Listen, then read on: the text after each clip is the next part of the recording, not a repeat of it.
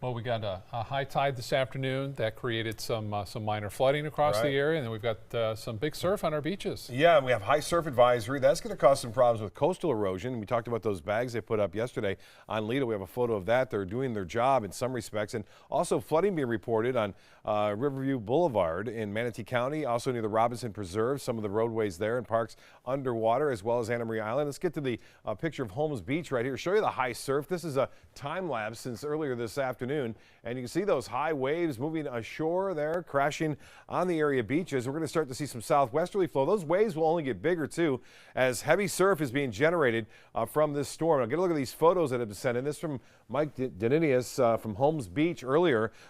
This is near Avenue C, I believe, or right around there in Holmes Beach, covering the roadway. There's no rain, so it just shows you the storm surge, the impact of it, causing the roadways there to be covered with water. Well, high pressure off the east coast of us and also a trough of low pressure to the west of us allowed for this storm now, a Category 3 hurricane, to move into this weakness and stay away from the west coast of Florida. So this high pressure actually blocking it from coming our way. On top of it, this trough carrying it to the north and will continue to do so. Warm water out ahead of it could actually intensify a little bit more before it makes landfall. Had an incredible pressure drop over the past couple of hours, some 8 millibars, and that usually coincides with a stronger wind, and it usually takes a couple of hours after that big drop to see those stronger winds. So this thing, I'm not sure, is done intensifying, and the Hurricane Center continues to call for it to move off to the north and northwest and eventually move on shore near Panama City sometime around noon tomorrow.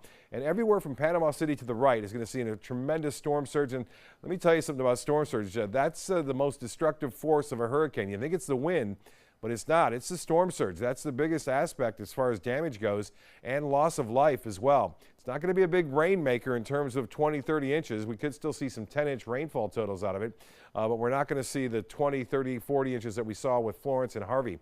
We've already had a little bit of rainfall developing here and there. That's going to intensify, I think, through the overnight hours. And as the system moves to the northeast tomorrow, we'll start to see a little bit more of this moving onshore as we get a southwest wind, as opposed to that southeast wind. Right now, a storm right over Ruskin, pretty big, and they're moving to the northwest at around 20 to 30 miles an hour, and they have the potential, these little cells that pop up for producing some small isolated tornadoes. Although that chance is small, it is there, and we'll keep an eye on it for you.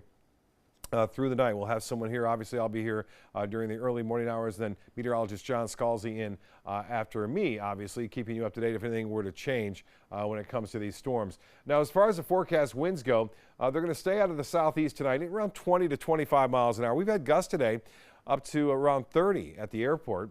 And then they switch around to a south to southwesterly direction. And notice they're still pretty strong near the coast, and we have a high tide right around 2 o'clock tomorrow afternoon, as well as one right around 1 o'clock on the morning on Wednesday. So that'll be a factor, too, for the possibility of flooding.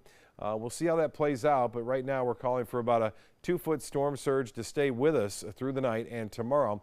Right now the gauges are showing it steadying off now at about 2 feet, so hopefully that's just about it. Tides upcoming, high tides, 1:08 in the morning.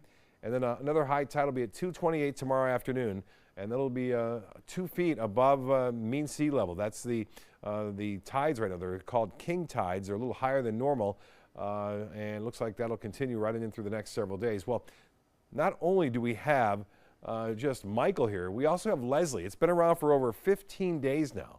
It's moving to the southeast, and now we have Nadine out here. 3 named storms this late in the season. That hasn't happened since 1950. So you have to go back all the way to 1950 to have 3 named systems this late in the hurricane season. And that's a really quite unusual, obviously, as you would think. And looks like these storms will have no problems with any hitting any land as well. But this can, going for the record for a storm out there in the Atlantic, 27 days. 27 days. I don't think that one's going to beat it, but you never know. We'll keep an eye on it. Wednesday, 80% chance for showers and storms. So we'll look for tonight, breezy conditions out of the southeast, turning to the southwest tomorrow. A good chance for showers and a few brief periods of some heavy rainfall. And there's always that very small chance for an isolated tornado. That continues on in through Wednesday night, tapering off by midday Thursday. Still, though, a southwest wind, and the rain chances will stay high. But then the weekend looking quite nice. We'll have mostly sunny skies and temperatures into the upper 80s. Still, that's seasonal for this time of year, and no real threat of any significant rainfall over the weekend. But for tonight, As I mentioned, some showers, a periodic shower, a thunderstorm moving through tonight. Also, the possibility of more minor flooding on area beaches and some of the roadways, secondary roadways across the Suncoast. Back to you. All right, Bob, thank you.